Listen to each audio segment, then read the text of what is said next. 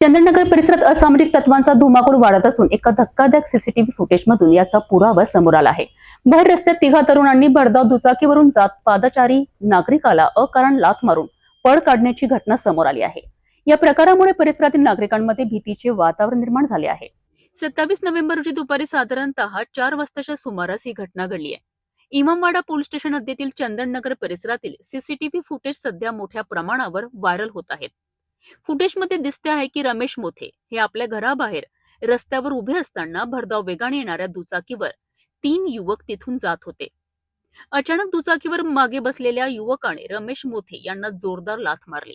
या धक्क्याने रमेश मोथे हे जमिनीवर आपटलेत। लाथ मारल्यानंतर काही अंतरावरच दुचाकीचा ताबा सुटला आणि तिन्ही युवक रस्त्यावर कोसळलेत। तरीही कुणालाही मदत न करता किंवा जबाबदारी न घेता तिघेही त्वरेने उठून तिथून पळून गेलेत।